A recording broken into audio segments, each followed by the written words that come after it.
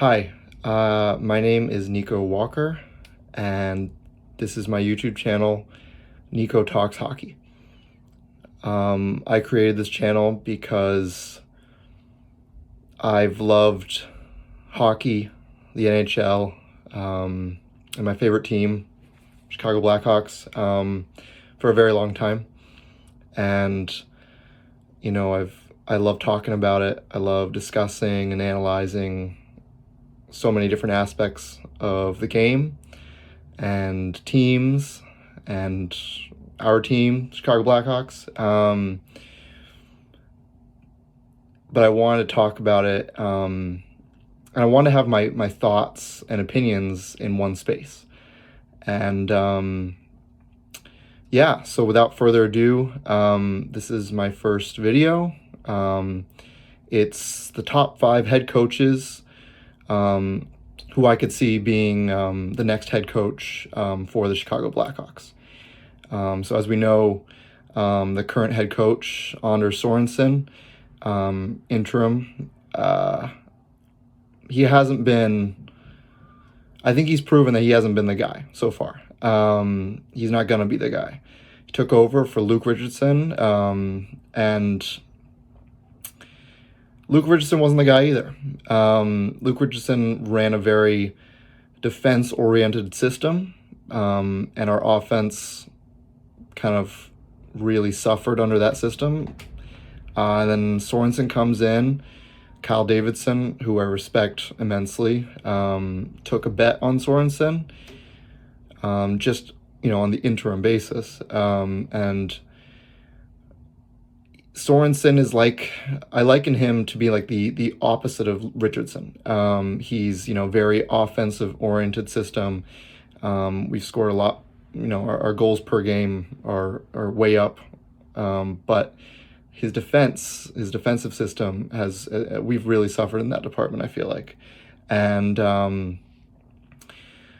so yeah, for that reason, I mean, there's a couple other reasons. I don't love that Sorensen, to me, seems too passive. I'd like him to show a little bit more fire, a little bit more emotion on the bench, and stick up for the guys when, there's some ref calls. I mean, Hawks fans know that the refs calls this year have been really rough. But yeah, so this next decision for Kyle Davidson is a make or break decision, in my opinion. It's huge. It could be, if he gets it wrong, it could be the thing that gets him fired eventually. So he's going to have to, him and his staff are going to really have to do some research on available candidates. And this is my opinion on who are the best candidates to take that head coach job. I think that, what are they looking for in the next head coach? I think that experience is probably one of the biggest things, just because the past few head coaches the Hawks have had, with Jeremy Colleton, Luke Richardson, Anders Sorensen, for a little bit there it was Derek King. None of them at the time before they were employed, they'd never been a head coach before. So for that reason, there's 2 candidates who I think may pop up in the discussion, but to me, they are not on this list. They're not in the top 5 options. So that would be Jay Leach, who is the Boston Bruins assistant coach currently. He's on the up. I think he'll eventually become a head coach in the NHL, but not at this time for the Blackhawks. And then there's also Mark Savard. Mark Savard has, he's an assistant coach right now at the Toronto Maple Leafs. He's doing very good there. I really do think he can also be a head coach there. But when we're looking at just what he brings to the table for the Chicago Blackhawks, I don't think there's a match there, just because of the unprovenness at the head coach level. Now, all the candidates that I'm about to say, they all are proven except for one name, and he'll come up. But yeah, so you can't start this conversation, I think, without talking about the potential openings on other teams after the the end of these 2024-25 playoffs. So yeah, I think that you have to assess the teams and go through them and say, okay, well, where are there openings? Where could some coaches be fired if, a team has a bad playoffs? They get out in the first round, or maybe they miss it. So yeah, let's just get right into it.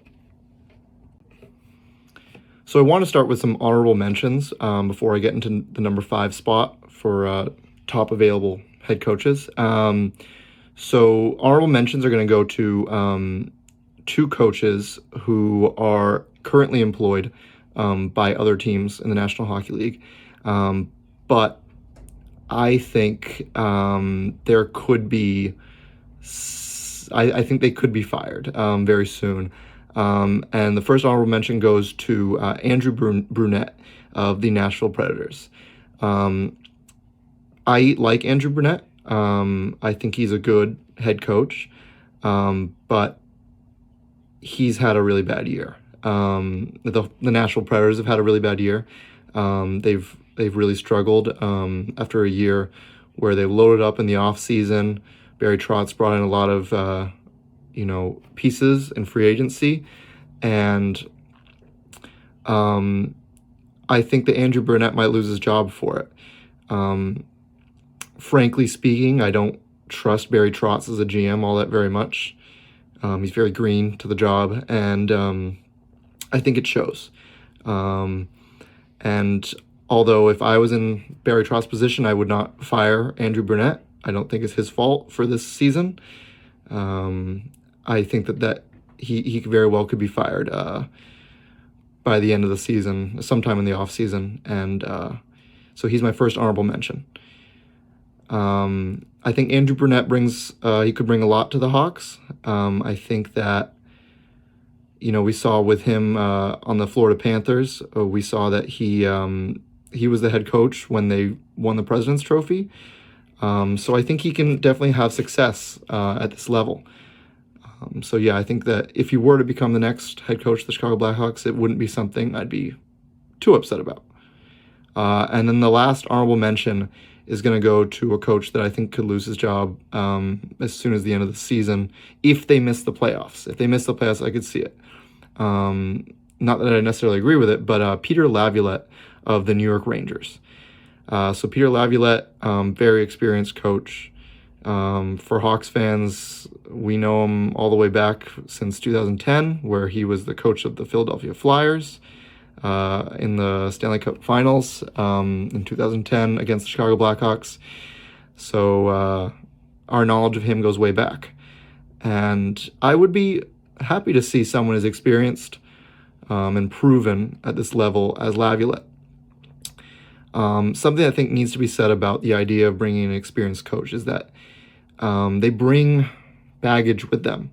They bring their own ideologies, and that's a good thing, but also it can clash with maybe some of the things that, with a rebuilding team, you're trying to foster, and there's bound to be a personality or two in the locker room that doesn't mesh with a head coach's ideologies or systems. So it's a slight concern. I don't know if I love how Laviolette treated Capo Caco in his time as a Ranger. You look at the New York Rangers; they've never been the best at developing young talent, and so with the Blackhawks, having so many young players in the midst of our youth movement, Laviolette does not crack the top 5 for that reason of being too unsure about his ability to foster young talent. But yeah, so here's the top 5. So at number 5, we have a coach who's still employed, and this is a bit of a reach because a lot of people might say that he's not going to be fired. But I have Pete DeBoer of the Dallas Stars. Now, Dallas Stars are very successful. Why would they fire Pete DeBoer? Well, they're right now, as of the 28th of March, only a couple weeks away from playoffs, and it's very likely statistically that they're going to face the Colorado Avalanche first round of the playoffs. And I think that even if they get through the Avalanche, I think the Avalanche are going to win. But but even if they get through them, they're going to be banged up. It's a gauntlet in the Central and the West in general. And I don't see the Dallas Stars. Personally speaking, I totally respect if you have them going all the way. If you have them going all the way and win the cup, they're such a great team.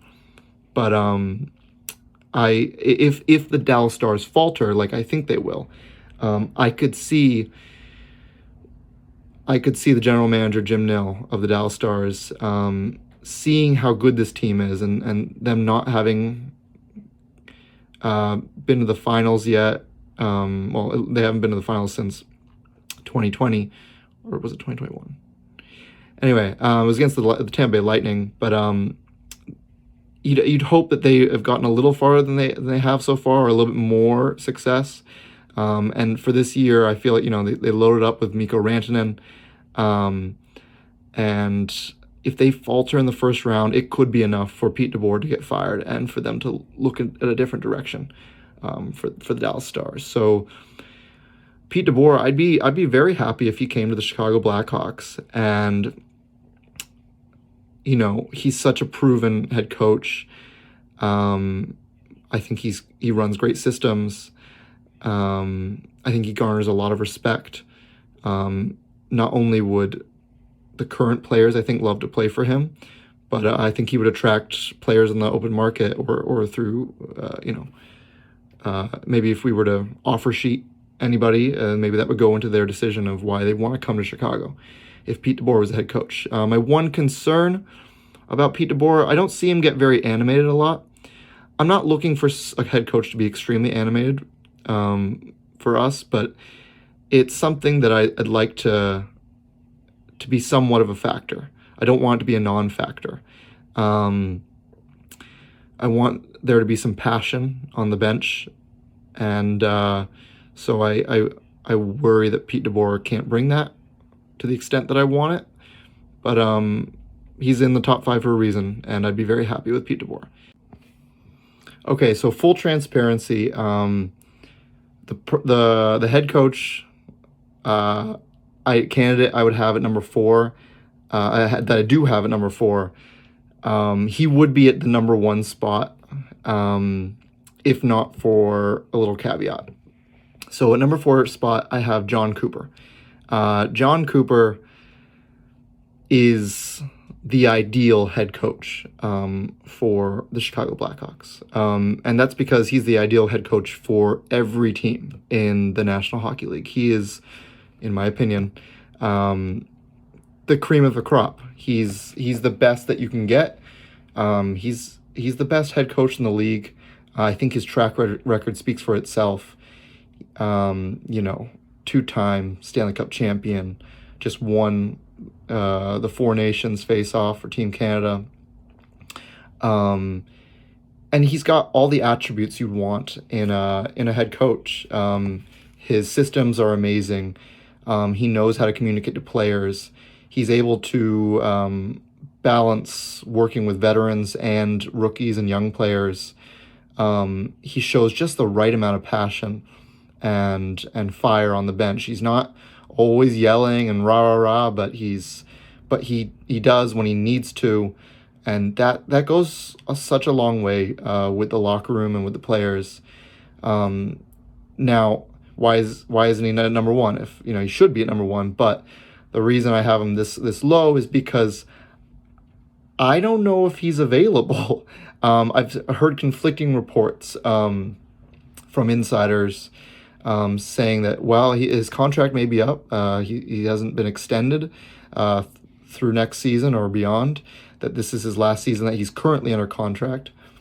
And when I heard that, I was like, oh my God, there's a possibility for us to pick him up. That'd be unbelievable. But then I hear another conflicting report where it's the Tampa Bay Lightning did extend him. They did extend his contract, goes through at least next season, but they just never announced it. And apparently did the same thing with Julien Brisebois, the current GM of the Tampa Bay Lightning.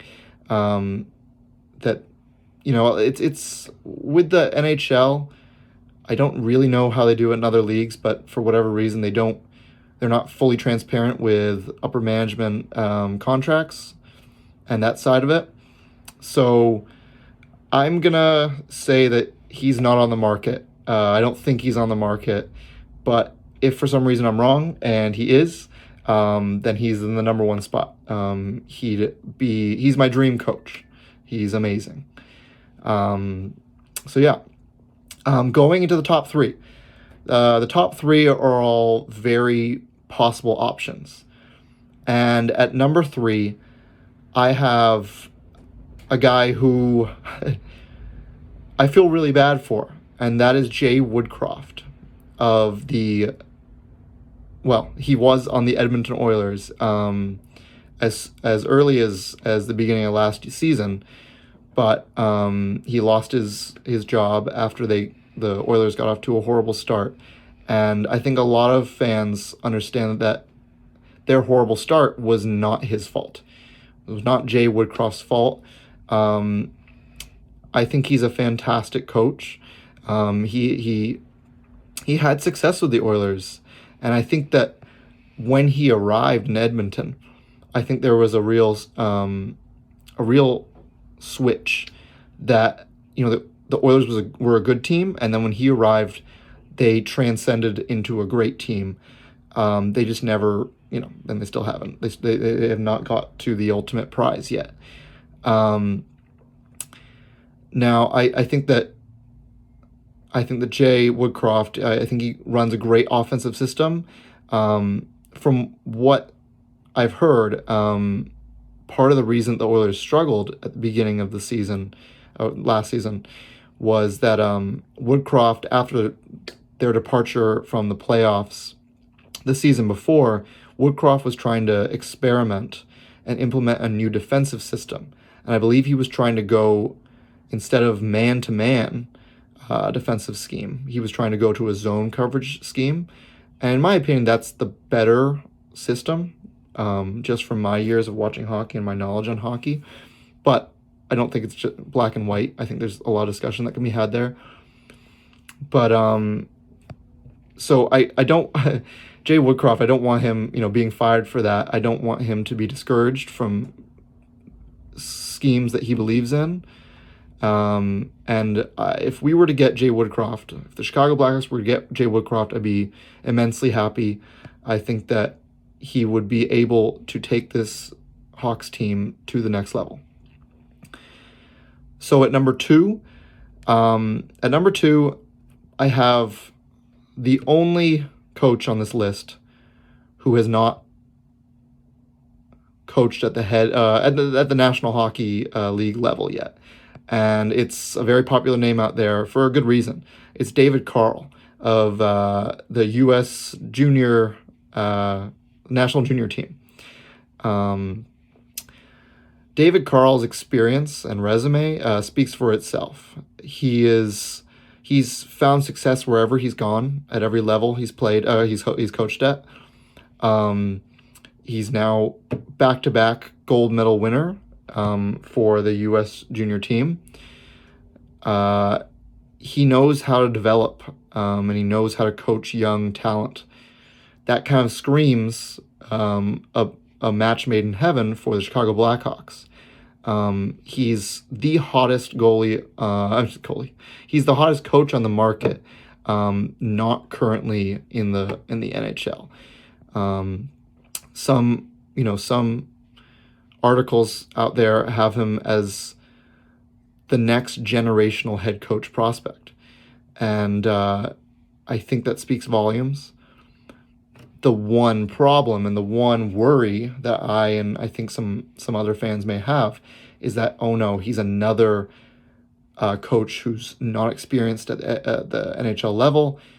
We don't need that for the Blackhawks right now. We need someone who is and carries that respect from around the league, but also, has the experience at this level that all the other coaches we've had in in recently haven't had. So I totally get that position, and it's the one thing that's keeping me from having him at the number one spot. But yeah, I think I'd be ecstatic if he was the next head coach of the Chicago Blackhawks. But coming in at number one, it's a coach who is currently coaching another NHL team. It's Mike Sullivan of the Pittsburgh Penguins. However, his current contract ends after the season, and he's not received an extension. I think that if you're a head coach and you haven't received an extension as of yet, I find it doubtful that you will stay with that team. No one wants to be a lame duck head coach. And I think, in my humble opinion, I think the Pittsburgh Penguins and Kyle Dubas there as GM, I think that he's behind the scenes gearing this team up for a ultimate tank job for Gavin McKenna for next year's NHL entry draft, 2026 entry draft. I think that they're going to really need someone like Gavin McKenna, or at least to tank and be a team that gets some really top young talent. This team needs it maybe more than any, and so I think that they'll part ways with Mike Sullivan, and after that, I think it's up to Sullivan where he wants to take his career. He could go into upper management. He's definitely, he deserves that if that's what he would like to do. He's two-time Stanley Cup winner with the Pittsburgh Penguins, back-to-back in 2016, 2017. He's done it all. He's had so much success. He's one of the most respected head coaches in the league, and yeah. So if you're talking about the quality of being proven at this level, he's it. So I think he would be fantastic at bringing this young Chicago Blackhawks team to that next level. If next year we're trying to get close to or into the playoffs, I think that Mike Sullivan could absolutely be that guy to take us there. Again, my one caveat, my one maybe worry or concern is that what baggage does he bring? What biases does he have? Maybe that he brings about certain play styles. I don't know too much about his systems, but I just know that he's a very good coach. There's a reason that he was the head coach of the U.S. team for the Four Nations face-off, and I think success follows him wherever he goes. So he is my number one candidate for the next head coach of the Chicago Blackhawks. So that was your top five. You got a couple honorable mentions, and Peter Laviolette and Andrew Burnett. But just to recap, number 5, you've got Pete DeBoer. Number 4, John Cooper. Number 3, Jay Woodcroft. Number 2, David Carl. And number 1, Mike Sullivan. So yeah, once again, this is Nico Talks Hockey. I plan on uploading more videos here very soon, and talking not just about the Chicago Blackhawks. I love just talking about hockey in general and the NHL in general. And so I plan on making more videos about all of that. And especially with the playoffs coming up, I'm going to be uploading my predictions on who I think gets in. And I'm really looking forward to that. Thank you, and I'll see you in the next video.